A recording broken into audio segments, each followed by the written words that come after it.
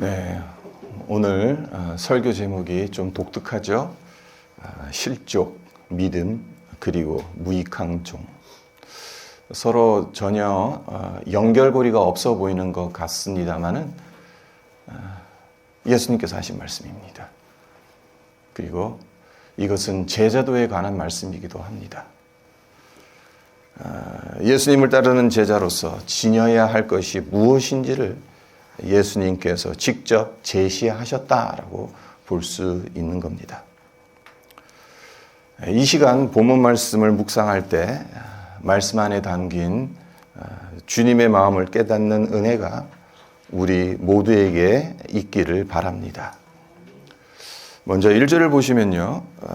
예수께서 제자들에게 이르시되 실족하게 하는 것이 없을 수는 없으나 그렇게 하게 하는 자에게는 화로다라는 주님의 말씀이 있습니다. 2절에서 우리가 눈여겨보아야 하는 단어가 실족이라는 단어입니다. 헬라어로 스칼달론이라고 하는데 덫, 장애물, 잘못 이런 뜻을 지니고 있습니다. 그러니까 영어 단어에 스캔달이라는 단어가 있죠. 그 단어가 바로 이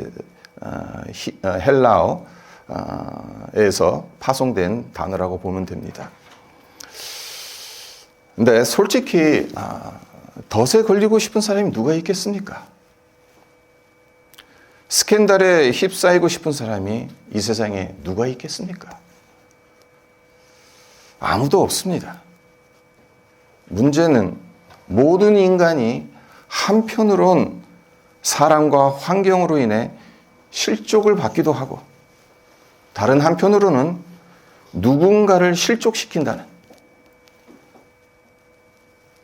이 스칸달론 그 문자적으로 가지고 있는 그 뜻대로 덫과 장애물 그리고 잘못의 굴레에서 벗어나기 어렵다는 것이 문제입니다. 우리 인간의 이런 연약함 예수님께서 모르실 리 없잖아요. 그런데도 예수님께서 하시는 말씀이 실족하게 하는 것이 없을 수는 없으나 그렇게 하게 하는 자에게는 화로다라는 말씀을 하셨어요. 왜 이 말씀을 하셨겠습니까? 그 이유가 무엇이겠습니까? 서두에서도 말씀드렸던 것처럼 지금 이 본문 말씀은 제자도에 관한 말씀입니다. 그러니까 주님의 제자라면 실족의 문제에 발목 잡혀 있어서는 안 된다는 의미로 이렇게 말씀하시는 겁니다.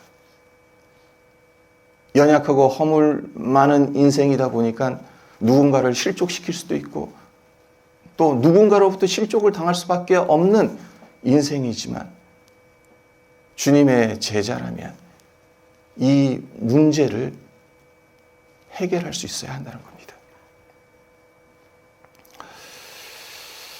예수님께서 이 말씀을 하신 후 실족에 관한 담론을 더 구체적으로 펼쳐나가십니다. 그래서 첫째로 우리가 봐야 되는 게 다른 사람을 실족해 하는 일을 하지 말라는 거죠. 예수님께서 이 점을 얼마나 강력하게 말씀하시는지 2절을 보시기 바랍니다.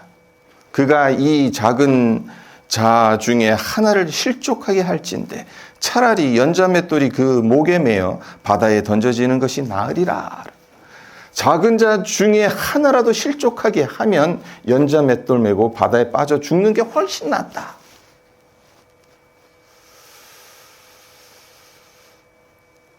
상당히 강한 어조로 예수님께서 말씀하십니다. 예수님께서 말씀하신 작은 자, 어떤 사람을 가리키는 것이겠습니까? 키 작은 사람을 가리키는 것이겠습니까? 아니면 어린아이들을 말하는 것이겠습니까? 아니죠. 주님 말씀하시는 작은 자는 고아와 과부 같은 사회에서 소외당하고 멸시받는 자들입니다. 그리고 교회 안으로 국한시키자면 믿음이 연약한 자들이라고 할 수가 있습니다. 이런 사람들의 공통점이 무엇입니까? 말 한마디로도 쉽게 상처받고 쉽게 실족 당할 수 있다는 겁니다. 예수님은 어떤 분이시죠? 이런 자들을 불쌍히 여기시는 분입니다. 돌보시는 분입니다. 그렇기 때문에 예수님의 제자들에게 하시는 말씀이 예수님을 따르는 자들이 이런 자들을 대할 때 더 조심해서 대하고 배려하기를 원하셔서 이렇게 말씀하시는 겁니다. 우리 역시 주님의 이 말씀을 듣고 따라야 할 자들이지 않습니까? 그래서 나보다 약한 사람을 실족해 하고 넘어뜨리는 것이 아니라 세워주고 일으켜줘야 되는 그런 자들이지 않습니까?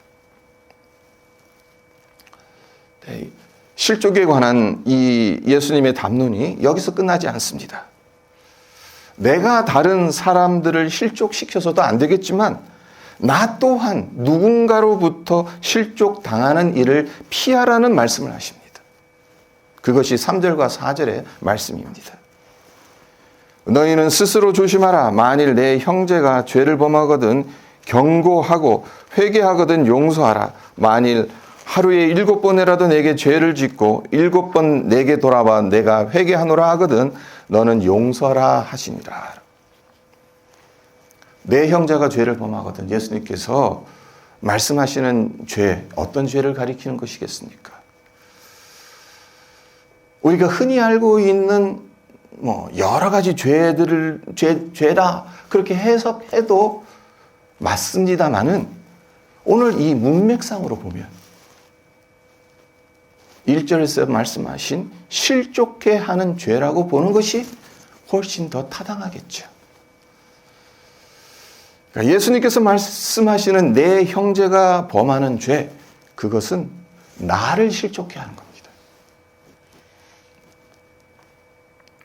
네, 형제가 나를 실족하게 하는 죄를 범했을 때 어떻게 해야 되는 겁니까? 그 답을 주님께서 주시는 겁니다. 그래서 경고하라는 거죠. 꾸짖으라는 거죠. 그리고 회개한다면 용서하라는 겁니다. 그것도 하루에 7번씩 나에게 상처 주고 아프게 하고 실족해 했어도 7번 와서 내가 잘못했다라고 회개한다면 용서해 주라고 말씀하십니다. 성도 여러분, 실족이란 덫을 놓는 겁니다. 내 발목을 잡는 겁니다. 나를 고통스럽게 만드는 겁니다. 정상 궤도에서 이탈하게끔 만든 겁니다. 그런 실족을 내가 다른 사람을 실족시키는 말과 행동을 해서도 안 되겠지만 다른 사람이 나를 실족시키도록 방치해서도 안 되는 겁니다. 누군가가 나를 함정에 빠뜨려서 내 믿음을 퇴보시키고 믿음의 길에서 이탈하도록 만든다면 경고하라는 거죠. 꾸짖어야 한다는 거죠. 성도의 삶에 사랑이 넘쳐나야 하는 것은 지극히 당연합니다만은 믿음과 말씀에서 이탈하도록 만드는 것들이 있는데도 좋은 게 좋은 거라고 경고하지 않고 꾸짖지 않으면 그것 또한 잘못된 것이다. 하지만 예수님의 말씀은 여기서 끝나지 않습니다. 경고하고 꾸짖으라. 거기서 끝나지 않습니다. 아주 중요한 말씀을 하시죠. 나를 실족시켰던 자가 잘못을 구하고 회개한다면 어떻게 해야 하겠습니까? 주님은 용서를 명하십니다. 눈에는 눈, 이에는 이로 원수를 갚는 것이 아니라 용서를 베풀라고 말씀하십니다. 주님께서 왜 이 명령을 하셨겠습니까? 우리를 위해서입니다. 그렇게 해야 우리가 실족에서 자유함을 얻을 수 있는 겁니다. 실족으로 인한 고통에서 해방될 수 있기 때문에 예수님께서 용서하라는 말씀을 주시는 겁니다. 그렇지 않으면 계속해서 우리는 이 실족의 굴레에서 헤어나지를 못해요. 그 끊어버리는 것, 그 굴레를 끊어버리는 건 궁극적으로는 용서예요. 그런데 주님의 이 말씀에 제자들이 보인 반응을 보면 참으로 흥미롭습니다. 예수님께서 다른 사람을 실족하게 하지도 말고 그 반대로 누군가로부터 실족당하지 않도록 조심하라는 말씀을 하시자 제자들이 예수님께 무엇을 구합니까? 5절을 보시면 사도들이 주께 여짜오되 우리에게 믿음을 더하소서. 어떻게 보면은 이 문맥상으로 보면 참 뜬금없어 보여요. 예수님은 지금 실족에 대해서 말씀하시는데 제자들은 갑자기 뜬금없이 믿음을 더하여 주십시오.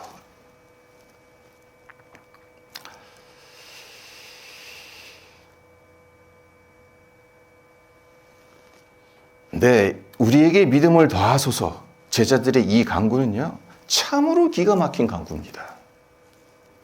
이 순간만큼은 제자들이 참으로 지혜롭다는 생각이 들어요. 실족의 해결책으로 제자들이 예수님께 구한 것이 믿음이라는 거예요. 얼마나 중요한지 모릅니다. 이렇게 한번 생각해 보십시오. 인격 수양한다고 해서 다른 사람을 실족시키지 않고 남에게 실족당하지 않을 수 있을까요? 물론 우리의 인격이 고매해지면 고매해질수록 누군가에게 아픔을 주는 빈도가 낮아지겠죠. 누군가가 내 이 영적 내공이 쌓이면 쌓일수록 어느 누군가가 나를 실족시킨다 하더라도 그것에 흔들리지는 않을 겁니다. 하지만 그것만으로는 부족합니다. 제자들은 그들에게 이 실족에 관한 예수님의 이 말씀에 대해서 우리에게 가장 필요한 게 무엇인가 그것을 정확하게 알았던 겁니다. 실족의 문제에서 자유로울 수 있는 가장 확실한 길은 믿음이 더해져야 함을 제자들이 알았다는 사실입니다. 우리 역시 이 기도 제목을 중요한 기도 제목으로 삼았으면 좋겠어요. 실족의 문제는 다른 것이 아니라 믿음의 문제로, 믿음으로 대처해야 한다는 것을 깨달았으면 좋겠어요. 자, 다음으로 넘어갑니다. 제자들이 주님께 믿음을 더해 주실 것을 구하니까, 그러니까 그에 대해서 주님께서 뭐라고 답변하십니까? 6절을 보시면요. 주께서 이르시되 너에게 겨자씨 한 알 만한 믿음이 있었더라면 이 뽕나무더러 뿌리가 뽑혀 바다에 심기어라 하였을 것이요 그것이 너에게 순종하였으리라. 사실 이해하기 쉽지 않은 구절입니다. 그래서 이해를 돕기 위해 그 메시지 성경 버전이라고 있어요. 우리말, 그러니까 원래 이제 영어로 된 성경인데 번역을 해놓은 성경입니다. 이 구절을 제가 읽어드리겠습니다. 그러자 주님께서 말씀하셨다. 너희에게 필요한 것은 더 큰 믿음이 아니다. 더 큰 믿음도 없고 더 작은 믿음도 없다.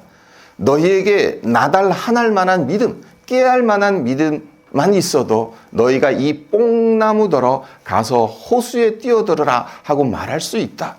너희가 말하면 그렇게 될 것이다. 아주 풀어서 예수님의 말씀을 풀어서 한 거죠. 근데 간단하게 풀자면 너희들에게는 이미 그것을 감당할 만한 믿음이 있다는 겁니다. 더 큰 믿음을 구하지 않아도 된다는 겁니다. 그러니까 너희 안에 있는 믿음을 사용하라는 거죠. 우리 모두는 어릴 때부터 많은 상처를 받아왔습니다. 기억하기 싫은 실패의 경험들이 있습니다. 또 인격적으로 됐든 영적으로 됐든 미성숙함이 있습니다. 그래서 나도 모르는 사이에 다른 사람들에게 상처를 주기도 하고 아픔을 주기도 합니다. 그리고 그 반대로 다른 사람들에게 상처를 받고 실족할 때도 많습니다. 하지만 주님께서 하시는 말씀이 우리에겐 이미 실족의 문제로부터 벗어날 수 있는 믿음이 있다는 겁니다. 우리는 지금 이 6절 말씀을 대부분 이 문맥상에서 보지 않고 딱 떼어넣어서 봐서 그냥 믿음, 겨자씨만한 믿음만 있으면 모든 게 가능하다, 그렇게 우리는 받아들이죠. 근데 앞서 말씀드린 것처럼 지금 이 단락은 제자도에 관한 말씀이고, 그리고 그 화두가 실족에 관한 문제예요. 그러니까 실족과 연결해서 이 부분을 봐야 돼요. 네. 이 제자들이 예수님께 구한 믿음도 이 실족을 극복할 수 있는 믿음을 달라는 거고, 예수님의 대답 역시 너희에게는 이미 충분한 믿음이 있다. 겨자씨만한 믿음이 있지 않냐? 그걸 사용하면 된다. 그 말씀을 하시는 거예요. 이 믿음을 사용하지 못해서 문제가 되는 거지, 사용하면 된다는 겁니다. 바라기는 우리 안에 작은 겨자씨만한 믿음은 있으니까 이 믿음을 사용하셔서 이 믿음이 작동되는 것을 우리가 경험했으면 좋겠습니다. 자, 그런데 그 뒤를 보면요, 예수님께서 이 믿음에 관해서 요구하시는 것이 있습니다. 이 믿음을 구체적으로 어떻게 실체화시키느냐라는 말씀을 하십니다. 7절서부터 10절이죠. 좀 길지만 제가 천천히 읽어드리겠습니다. 너희 중 누구에게 밭을 갈거나 양을 치거나 하는 종이 있어 밭에서 돌아오면 그더러 곧 와 앉으라 먹으라 말할 자가 있느냐? 도리어 그더러 내 먹을 것을 준비하고 띠를 띠고 내가 먹고 마시는 동안에 수종 들고 너는 그 후에 먹고 마시라 하지 않겠느냐? 명한 대로 하였다고 종에게 감사하겠느냐? 이와 같이 너희도 명령받은 것을 다 행한 후에 이르기를 우리는 무익한 종이라, 우리가 하여야 할 일을 한 것뿐이라 할지니라. 이 구절에서 예수님께서 말씀하시고자 하는 요점이 무엇이겠습니까? 종이 되라는 겁니다. 그것도 자발적인 종이 되라는 겁니다. 종이란 어떤 존재입니까? 나의 권리를 내세운다면 종이 아닙니다. 주인이죠. 설령 주장할 수 있는 그 어떤 권리가 있다 할지라도 그 권리를 주인을 위해 포기하는 사람이 종입니다.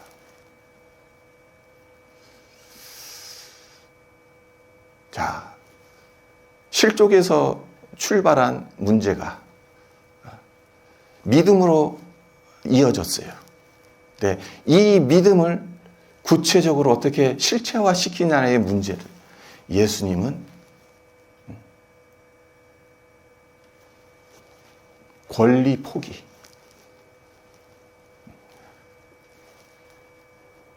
내가 종이다라는 그 개념으로 발전시키고 있는 것을 우리가 보게 되죠. 이런 생각을 해봅니다. 종으로서 내가 가진 권리를 포기하지 않았기 때문에 믿음이 위축되고 작동하지 않는 것은 아닐까. 그리고 그로 인해 쉽게 다른 사람들을 실족시키고 다른 사람들에게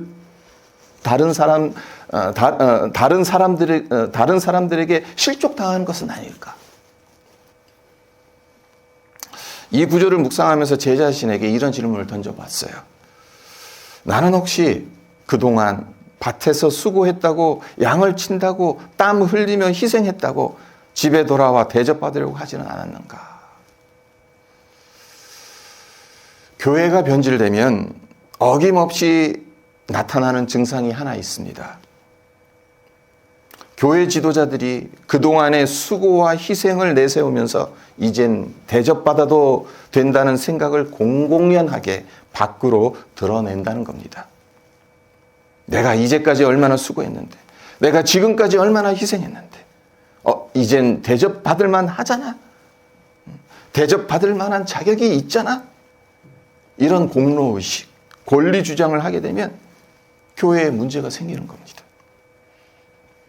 그런데 이런 문제가 교회에서만 일어나겠습니까? 아니죠. 가정에서도 비일비재하게 일어납니다. 가정이 삐그덕거리고 부부 사이에 불화가 생기는 원인이 무엇이겠습니까? 그 원인을 한두 가지로 설명할 수 없습니다만은 권리를 주장하는 것이 중요한 원인으로 작동하는 것은 아니겠습니까? 남편이 아내에게 내가 결혼하고 지금까지 얼마나 수고했는데 내가 돈 벌어다 주는 기계냐? 아내는 남편에게 결혼하고 지금까지 내가 얼마나 참고 희생하며 살아왔는데 이제 나도 허리 좀 펴고 대접 좀 받아보자. 이러면 부부 사이에 불화가 생기는 겁니다. 사실 여기 계신 여러분 모두 얼마나 수고하고 희생하셨습니까? 남편들은 한국에서 식구들 먹여 살리느라 고생 많이 하셨는데 이곳 토론토에 와서는 더 많은 고생을 합니다. 그리고 아내들, 타지에서 자녀들 양육하는 것이 얼마나 힘듭니까? 그뿐이겠습니까? 아직도 철들지 않은 저를 포함해서 남편을 받아주랴. 그 수고와 희생, 이루 말할 수 없습니다. 아주 강력하게 동의하시는 분이 계시네요.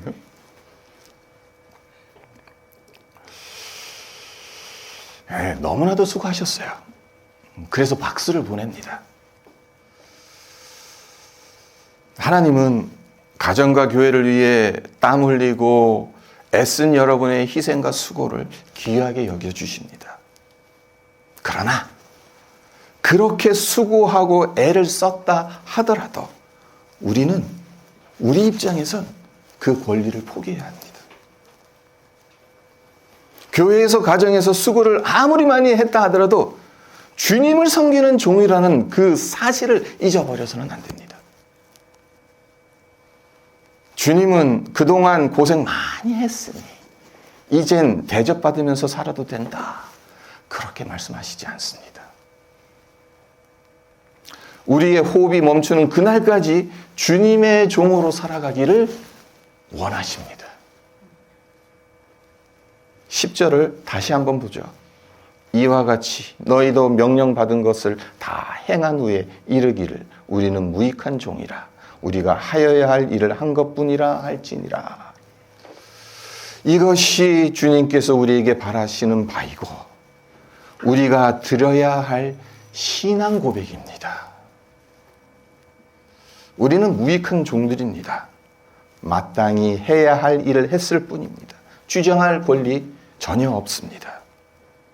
이제까지 수고하고 땀 흘리고 애를 썼어도 여전히 서서 섬겨야 하는 종입니다. 밭에 나가서 그토록 땀 흘리면서 일하고 왔는데 집안에 들어와서 대접받는 게 아니라 주인을 위해서 음식을 차려야 되는 거예요. 성도 여러분, 지금까지도 수고하고 애를 써오셨지만 끝까지 섬기는 종으로 살아가며 무익한 종이라고 마땅히 해야 할 일을 했을 뿐이라고 고백하시기를 바랍니다. 말씀을 맺겠습니다. 오늘 본문 말씀, 실족의 문제로 시작했는데 이 문제를 어떻게 풀 수 있다고 말씀드렸습니까? 예수님께서 주신 답이 무엇이었습니까? 믿음으로 풀라는 거죠. 그리고 너에게 이미 충분한 믿음이 있다. 이 문제를 해결할 수 있는 믿음이 너희 안에 있다. 그것을 사용하라는 거예요. 네. 그것이 실제화되기 위해선, 이 믿음이 실제화되기 위해선 종이 되어야 된다. 이 믿음이 작동하기 위해서 자발적인 종으로 살아가야 하고 권리를 포기해야 한다는 것. 이것이 예수님께서 오늘 본문에서 말씀하신 핵심 내용입니다. 왜 내게는 그런 의도가 없었는데도 다른 사람들을 실족시키는 것이겠습니까?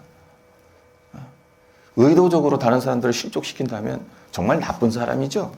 하나님께 징계를 받아야죠. 근데 대부분 내가 의도하지 않았는데 그냥 상대방을 실족시키는 경우가 많죠. 그리고 왜 사소한 것에 그토록 쉽게 상처받고 실족당한 것이겠습니까? 오늘 예수님께서 하신 말씀에 따르자면 우리의 겨자씨만한 믿음이 작동되지 않았기 때문은 아니겠습니까? 이제는 대접받아도 된다고 생각해서 종의 신분을 망각하고 권리를 주장하기 때문은 아니겠습니까? 우리의 믿음이 성숙하면 성숙할수록 주님의 제자라는 정체성과 부르심이 분명해지면 분명해질수록 실족의 문제에서 더 자유로워져야 되겠죠. 하지만 그러기 위해선 종이 되지 않으면 안 된다는 것. 이제까지 수고하고 희생한 것을 내세우는 것이 아니라 계속해서 그 자리를 지켜야 한다는 것을 우리 마음에 새겼으면 합니다. 그리고 또한 성령의 인도하심을 받아 누군가를 실족시키고 누군가로부터 실족당하는 것이 아니라 서로 세워주고 세움을 받는 정말 겨자씨만한 믿음이 있지만 우리가 하나님 앞에서 무익한 종이라는 그 생각을 가지고 살고 그것을 위해서 죽는 날까지 주님을 위해서 헌신하게 됩니다. 그렇게 되므로 성숙한 그리스도인으로 이 세상을 살아가시기를 주님의 이름으로 축원드립니다.